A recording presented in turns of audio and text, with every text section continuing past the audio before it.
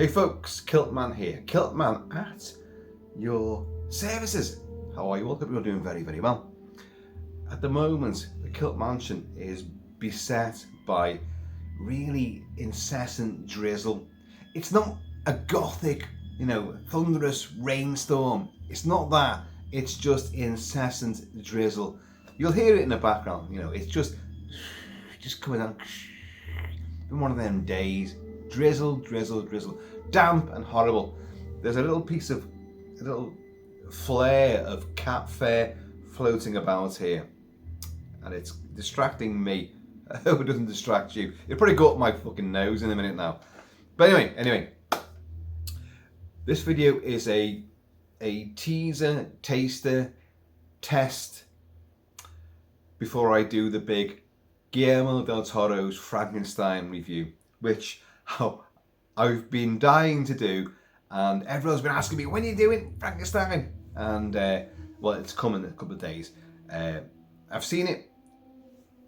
I love it. There's the review. It's great. Love it. Go watch it. It's brilliant. I love it. No, I'm going to go massively in depth on this movie because the whole genre, horror genre, Frankenstein, classical monsters, Mary Shelley's novel, and Universal and Hammer and everybody else who's attempted Frankenstein, I've covered a lot of this stuff over the many years I've been doing this, and I know me stuff, I does, and I want to give this particular version a lot of attention. It's worthy of it, but the reason why I'm testing it right now is because you guys know I play the soundtracks to the movies that I'm reviewing, and I have a slight niggle with this one. I'm sure I've played Netflix scores before with no hassle at all. Don't forget, I do not monetize this channel. I mean, I wouldn't make anything anyway, would I? Christ almighty, I'd end up owing YouTube, for using their space for my inane claptrap. I don't monetize because I play the music. I set my stall out right from the word go years ago when I first started doing this, playing movie scores, and it tells you can't monetize this. Well, fine, I wasn't trying to, but I love movie scores, so I talk about them a lot, I play them a lot, and I discuss them. When I review movies, the movie itself, I will always have a chunk of that video discussing the score. And very often, as you guys know, I did it just the previous video was about the Predator Badlands score by Sarah Schachner and Benjamin Wolfish. A lot of if you've got a lisp, you'd have a terrible time with that, wouldn't you? Sarah Schachner and Benjamin Wolfish. And I reviewed the score itself separately, and I've done that a lot over the years. But this score by Alexandre Desplat, it's written as Desplat, and I don't want to say Desplat. I think it's not even Alexander, because the R and the ER at the end of Alexander is reversed Alexandre, and then Desplat.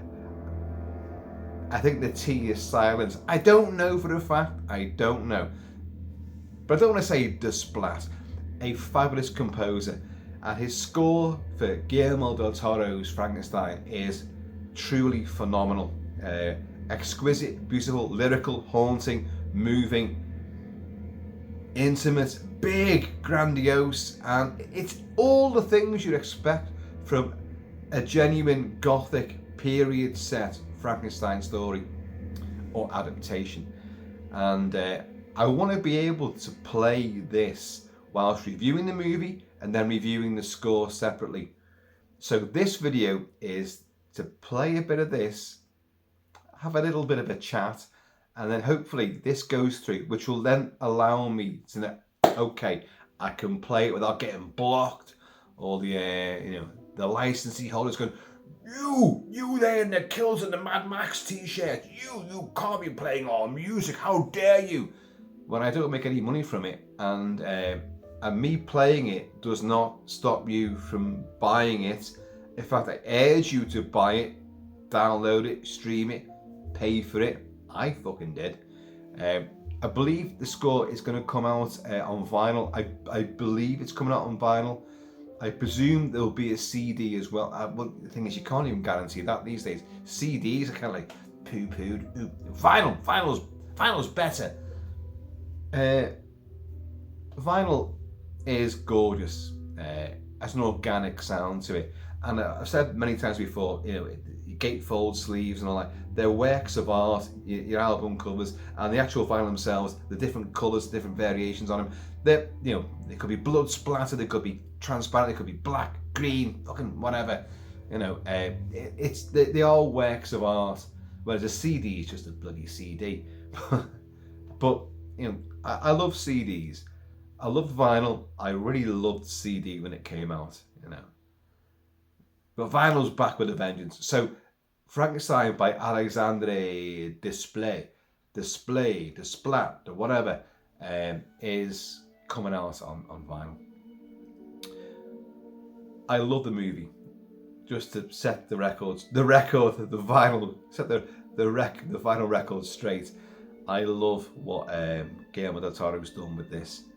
I'm a massive fan of Mary Shelley's novel, the original novel, written at the age of 19. For Christ's sake, you know, and it has transcended era, generations, and society, morality, everything. It's a huge transcendent novel. It takes in man playing God. It takes in what it means to exist. Who am I? What am I? Who is my father? Who are my parents? Why am I here? Why you turned your back on me? What do I do? What is my life, my existence all about? Frankenstein is a huge Leviathan novel with the biggest concepts that, you know, you could imagine. Life, the universe, and everything is in there. 19 years old she was. 19. It's had many fabulous adaptations over the years. You know, James Whale with Boris Karloff, and which is outstanding, of course. Hammer. I mean, Universal did a whole run. Hammer then took the mantle. Christopher Lee plays the monster, and you know, Peter Cushing with the waggly finger is Frankenstein, and then a slew of movies came out from that, and then you had many other versions, and I'm not going to bog myself down with that now, because this is stuff I'm going to talk about with the proper big movie review. This is about playing the music and getting away with it. So I'll just have a little swiggeroony of the old life juice. You know, who needed, you know, electricity and like lightning bolts? Fuck's sake, just get a cadaver and like pour some whiskey down its neck, and so you go, yeah. It becomes Arnold Schwarzenegger. Oh yes, yeah, straight to California.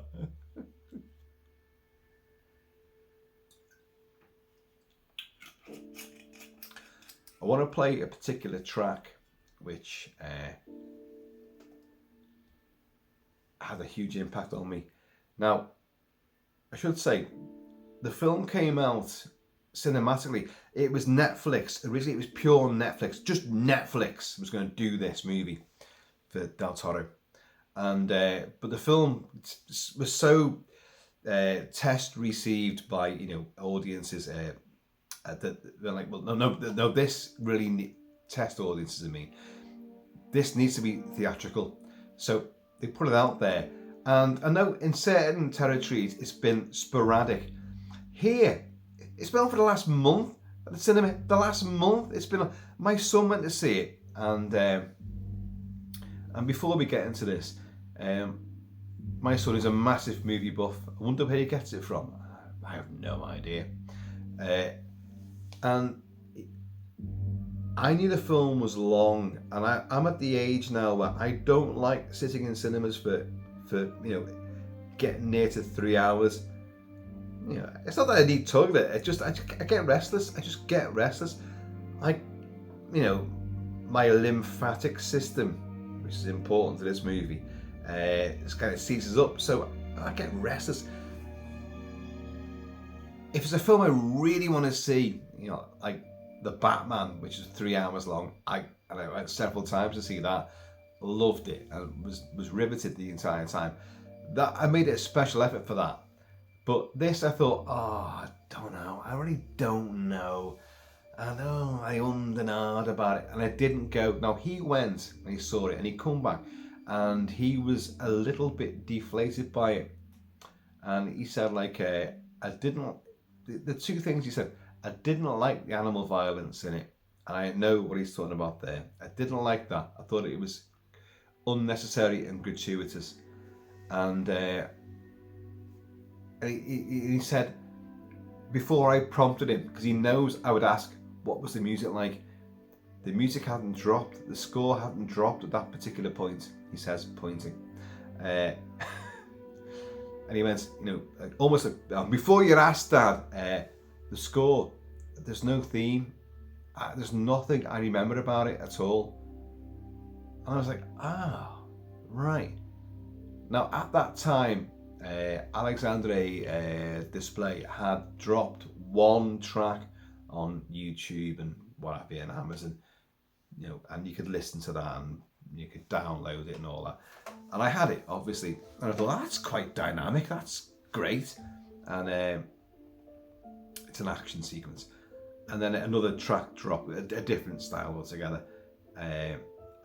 But my son's saying like, the scores are memorable. Now he loves movie scores too.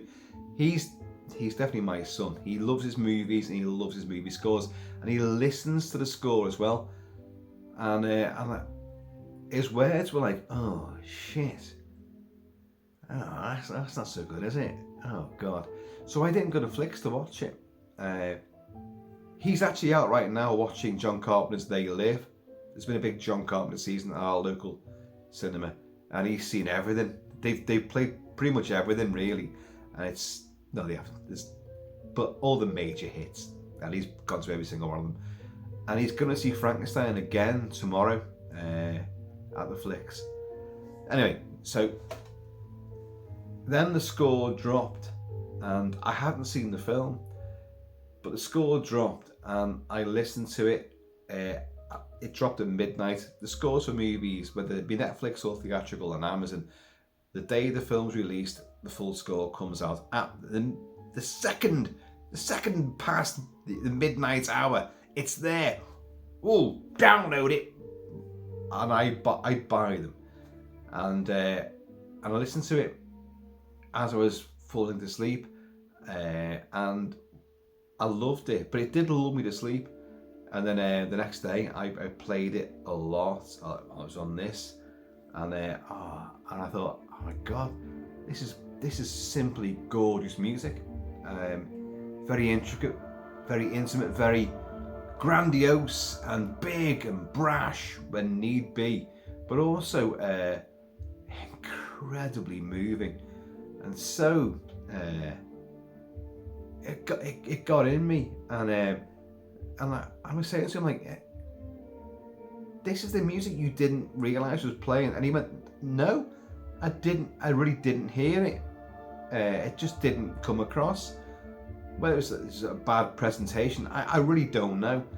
Anyway, I watched the film 2 days ago on Netflix, and I was even late to watching it on Netflix, to be honest, and I loved it. And he's right, because the score, and I was playing it in the full fucking system and all that. We were watching it in 4K, and I was watching it in 4K, and I had all my speakers were giving it loads, but it was down mixed. The score in the movie, as I saw it on our Netflix, was down mixed. And maybe in our cinema as well. Maybe you watch it an IMAX, I don't know. It could be like really in your fucking face and like pummeling you with like offal and dead cadavers, evil stitched to evil and all that kind of just fucking in your face. Maybe that's what it sounds like to other people, but it was sort of downplayed. But it made no difference. I'd already heard the score and was moved by it, so I knew all the cues that were playing and I recognised it, and And the film, without seeing the film but listening to the score, had moved in ebbs and flows, and peaks and troughs, and I was entranced by it. So I knew the way the film was playing out. Anyway, I knew the story regardless. As I say, I'll be discussing the movie really, really, really in depth, and so when the score kicked in with the visuals, and I'd already been affected by the music, listening to just in my ears with my earphones on, lying there in bed when it first dropped, as it happened, and then going to the pub and sitting there with it in my ears and like just entranced by it for the last 2 days. Basically, I've been like that, and then watching it, shit, it really, really worked. As I say, it was downplayed on the way that they are presenting it, but anyway. It's all a big sort of. I'm just testing the fact that I can play the bloody music, So you could all go away, and come back for the big review. If this has worked, you don't need to watch this video at all, because I'll probably review this separately, the score. But what I want to do is, there's a particular track which absolutely blew me away, and there it is. I couldn't find it then. I thought of all the tricks that fate could play on me, that the one track I want could disappear. Okay, right. Look, I'll kind of set the scene slightly here. The creature's been created, and Victor,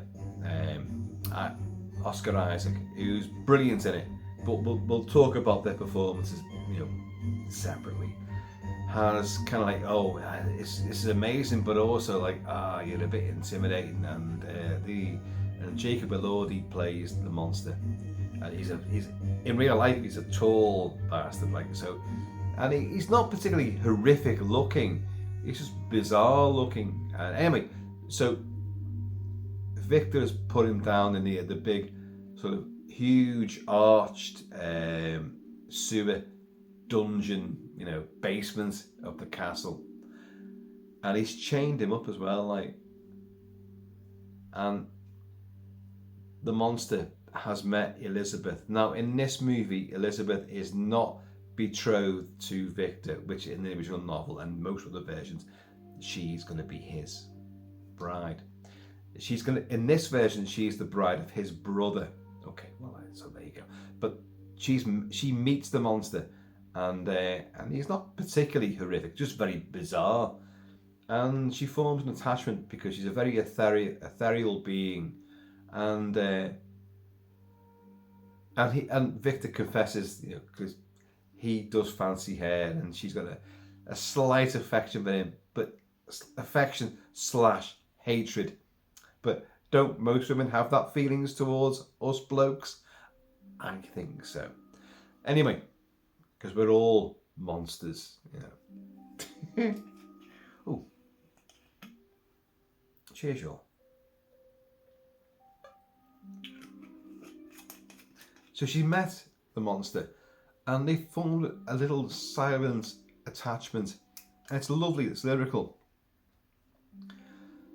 And then Victor has to confess what he's done and all that. He's not a prisoner of mine. I haven't tortured him. I gave him life. And all this, like.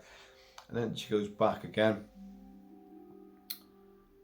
and the monster has realised where he's kept. He's still a baby in a huge 8 foot tall body. Like, he's a childlike intellect. Doesn't know who he is, what he is, and just, you're the guy that looks after me. But I like hair. You work that better quite quickly, when you're a bloke. Yes, I get fed by you, and I get taught by you, but who's that? Wow, my body's changing already, just looking at you. I don't know why, but I know that I want you. And but it's not as crude as that. And there's a drainage system, which I'll discuss this more in the proper movie review. But the drainage system sweeps down and goes through like a very Guillermo Del Toro sort of architecture. There's a big gaping orifice, and it goes down a chute and disappears off somewhere in these gothic sewers in this bizarre castle with the most crazy tower you can imagine. And he puts a leaf into the water, into the drain, because he's chained up there. But he can move around a fair bit at this point anyway. And he watches the leaf go down and then go down the chute and disappear off somewhere, which gives him the idea, well, as it will transpire, how he can escape, because the leaf escapes and goes somewhere else where he'll learn he doesn't want to be there anymore. And anyway, so what Desplat has done, there's a well, yeah, I'm going to play this now. This is Elizabeth Meets the Creature. Elizabeth is played by Mia Goth.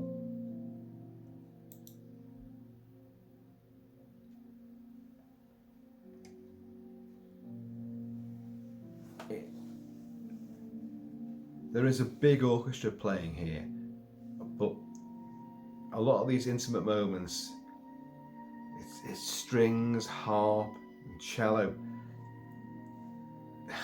People who saw my previous video about the Badlands video, Predator Badlands, and the score, Sarah Schatzner, Benjamin Wolfish, don't see them if you've got like a stutter or a stammer, you know, a lisp. I talked about women playing cellos and how beautifully powerful the cello is, and violins, viola.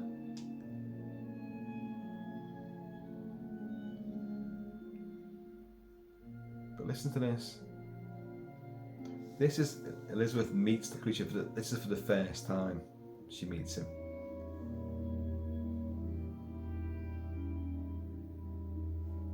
Maybe you can hear this, because we're going to come on to very soon the track I really want to. This system, when you change the volume, it goes boom. It tells you you've changed the volume. Boom. Okay, here we go.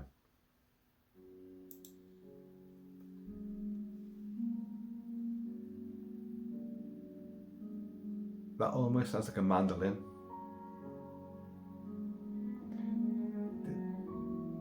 This is the creature watching the leaf go down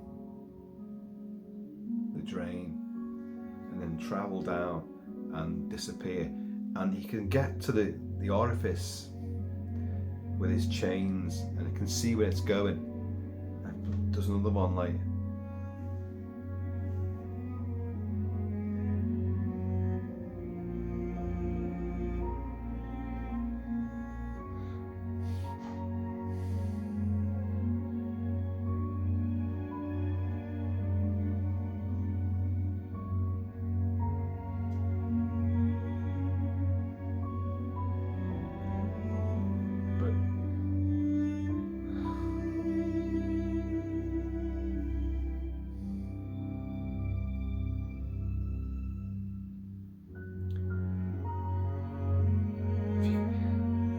Can't get emotional about music. You have no soul. Oh, I don't hear the music in movies. I don't listen for it. You're missing out on so much.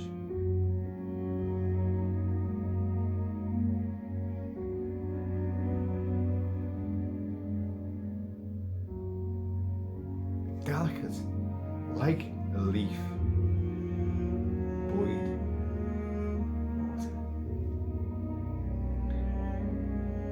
Monster.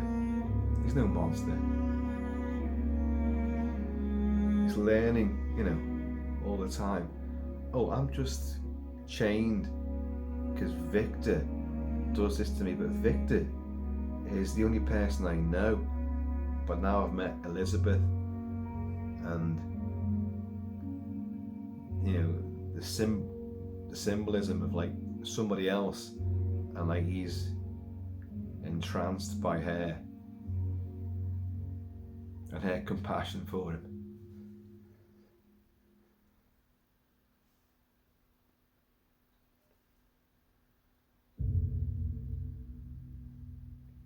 It takes a deeper, somberer, more darker turn here.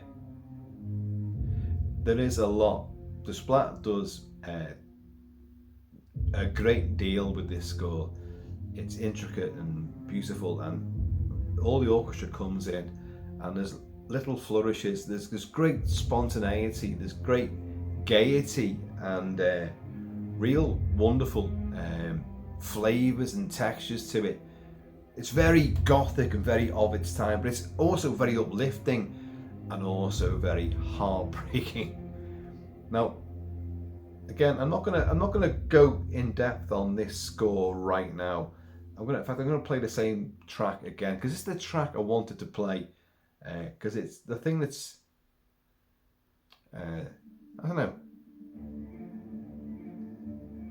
See, again, like cellos and violins, there's something so rich and organic. I think strings being, you know, drawn across and or even plucked, and this ties in with Frankenstein itself, a body stitched together. They're like sinews. So I think when you hear these things, it's like your own body is being plucked and strummed and drawn across by the bowstring, your sinews and your tendons. I think so. But I'm gonna play Floating Leaf again because it's just such a beautiful track.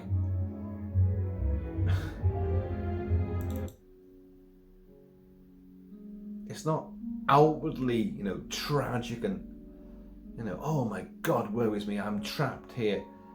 There's beauty, and he's fascinated by the leaf can do this. Wow, but where's it going? And he's learning stuff.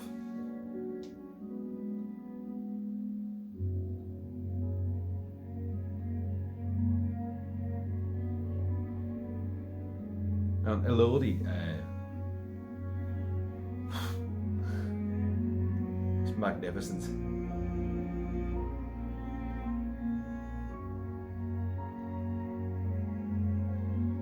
You've got harp, you've got piano.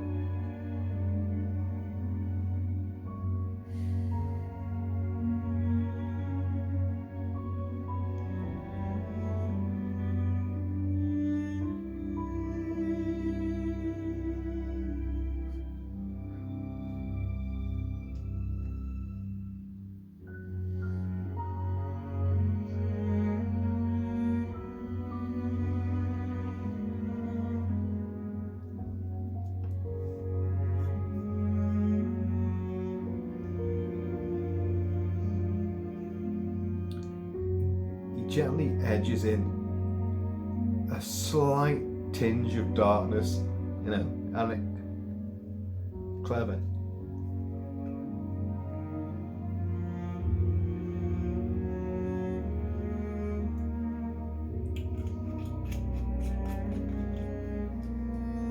Doom, bit of despair. Great, isn't it?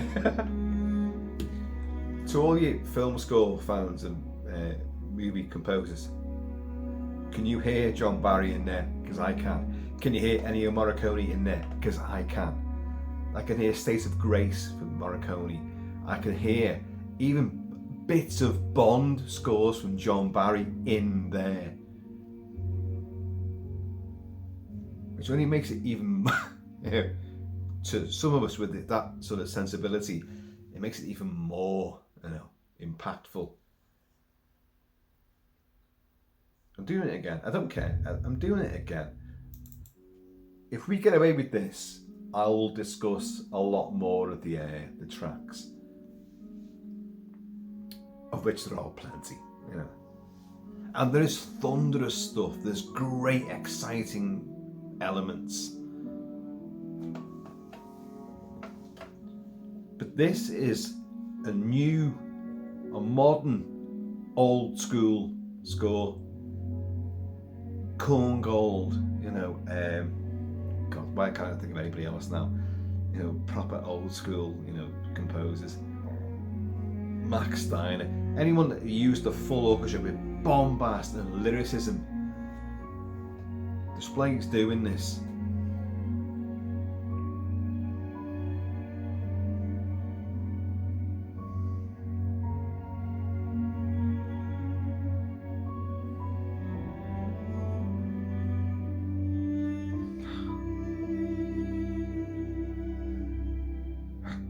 It's that.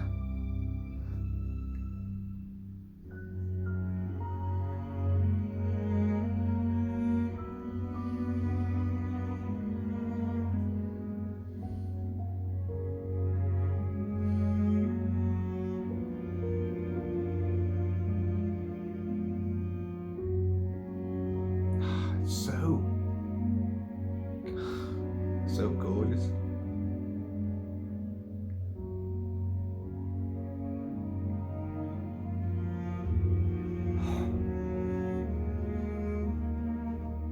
If you can't feel that,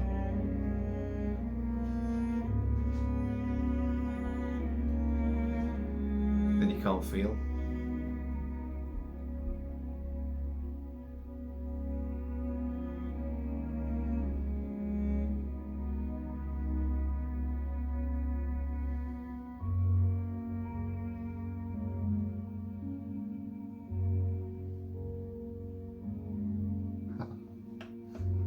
Well, there you go, folks.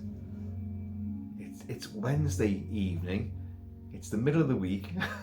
It's hump day, and I've gone and reduced myself to fucking tears, playing a wonderful piece of music. God.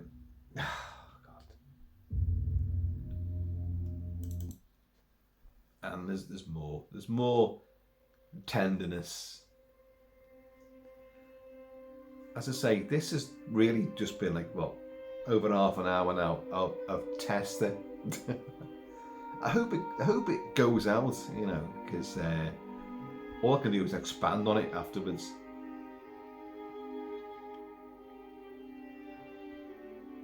What I will say though, and I will not go into details on this, the last 7 days, 8 days have been pretty rough and emotional, with a few shocks and a few stuff, real life stuff. That's stuff in capital letters.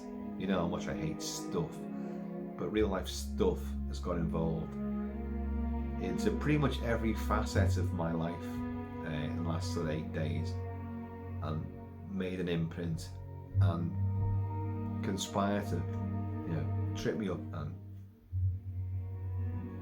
screw me over. So I think this piece of music, well, this score and this film have hit me at a really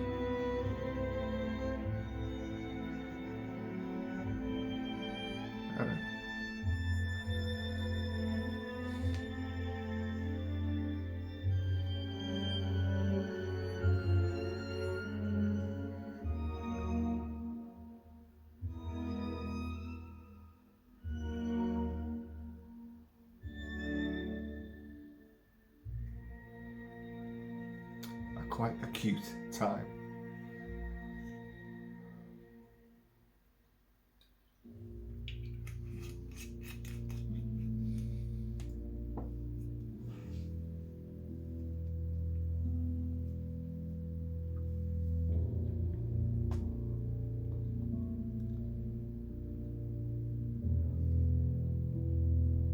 Oh, come on, Kilt-Man. Go back to reviewing knives and swords.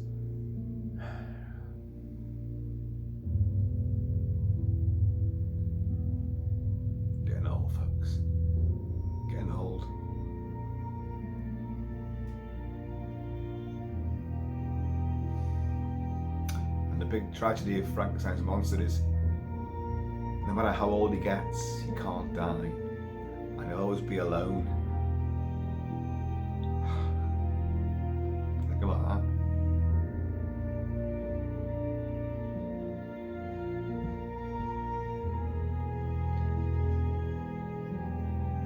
Well, I hope this video actually goes out, and part of me also thinks maybe it shouldn't. But hey ho.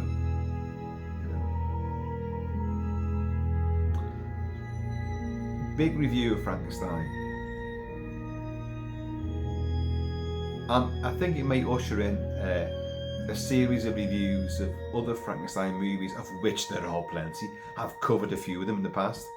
And I do love the Frankenstein horror movie cycles that we've had over the many decades, well, you know, almost 100 years worth. So I might start covering a few more, if you don't mind, if you indulge the kilty. Evil stitched to evil.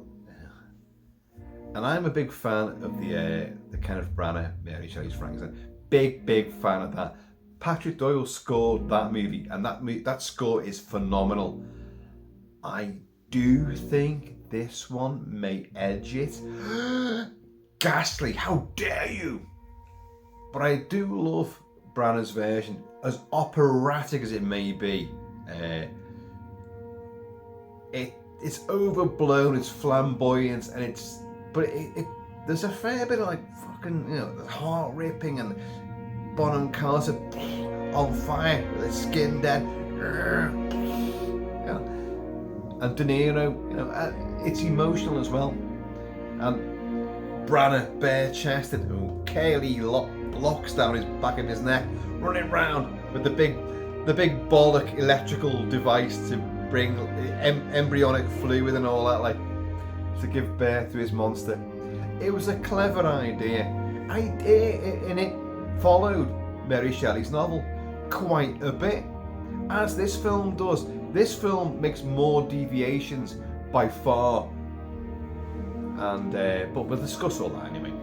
Right, folks. Yeah, I've way overblown this one. Not like me, is it?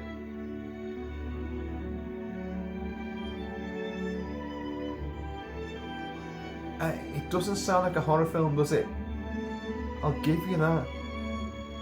Frankenstein, apart from Universal and Kiss of Frankenstein and a few other slapdash Italian versions, are really out and out horror movies. The stories are much bigger, more emotional. They're about father, son, existence. You know, they're bigger in scope. There's horror to it. It's all the Grand Guignol, you know, the slaughterhouse and abattoir, and like getting hanged bodies down and hacking them all together and trying to find brains and all that. There's horror massively intrinsic to the Frankenstein saga, no matter how you tell it. Even Frankenhooker as well, but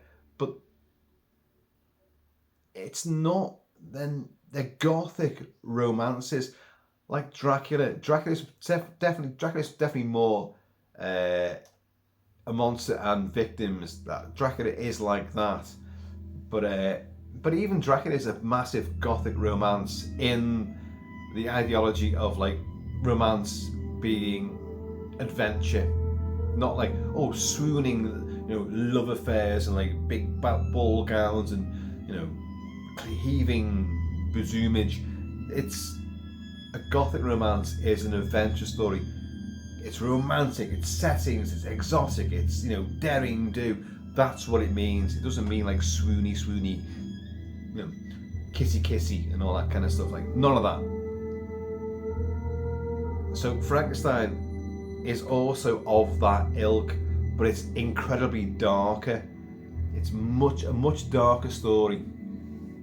It's playing with, you know, existence and God, and a man who wants to play God and then realizes, no, oh God, I've done it.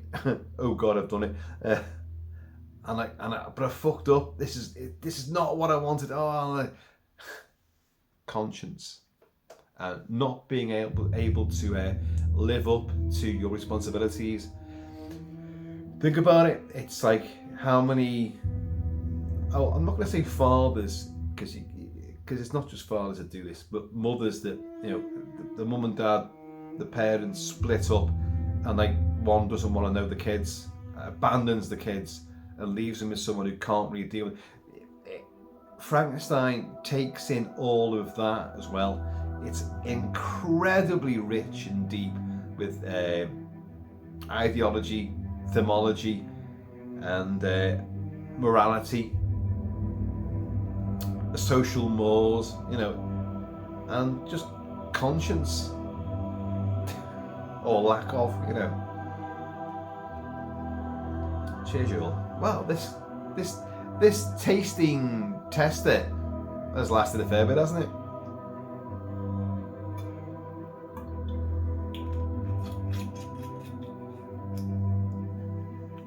But yeah, I will review Frankenstein in the next day or so in really spoiler-rich territory, because if you haven't seen the film yet, it's on Netflix, for sake. You go and watch it. Don't worry about it. Watch it now, and I'll go right in depth on it. But for now, it's not a definitive version. You're never going to get a definitive version of Frankenstein. You can't say Hammer's version, you can't say Universal's version, because none of them depicted it properly. Frankenstein, a True Story, which I adore, and I will be reviewing that. I said this could usher in a Frankenstein series of videos. There's one I need to do. That's a great version. James Seymour, Michael Sanderson, James Mason. It's a fabulous version. Tom Baker as a sea captain. Tom Baker's there as well,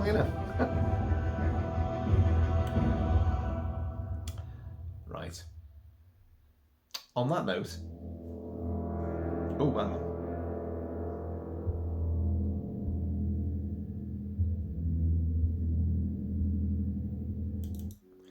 We'll leave again on the tranquil note of floating leaf.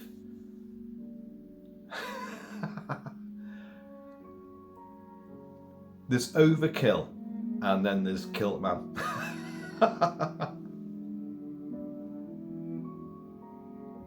I just adore this.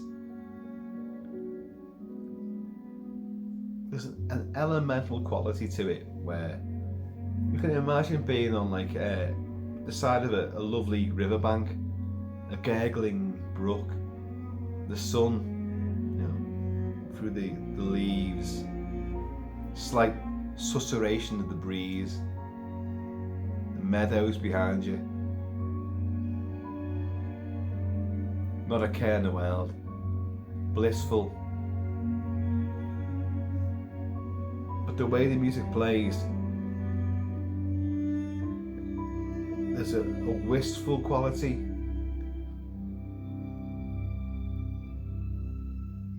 A love you didn't requite, a job you didn't take, an opportunity that didn't happen, and then regrets. But it's also the beauty around you. I'm just shooting from the airy fairy hip here, by the way. This is what music does to you. It goes deep. It's so beautifully buoyed, and then it drops to remind you that happy endings, they're not guaranteed.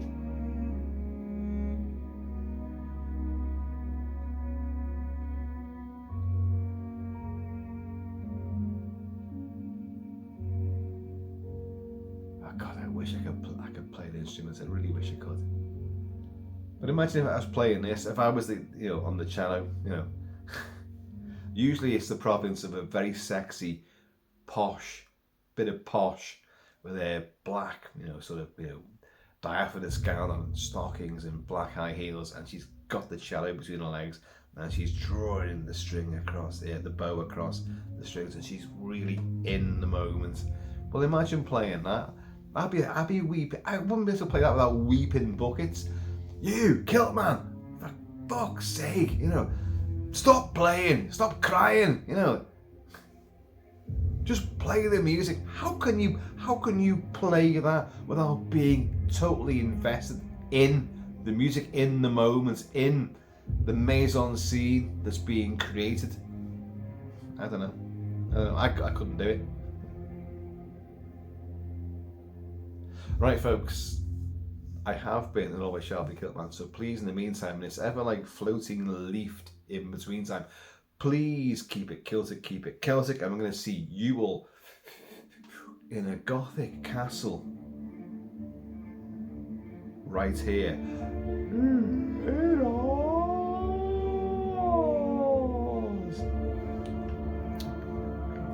Swig of this, if you don't mind.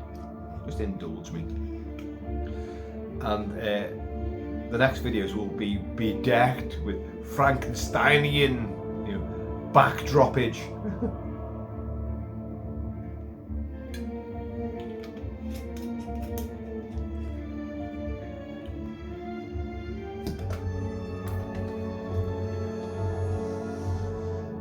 Yeah. Laters.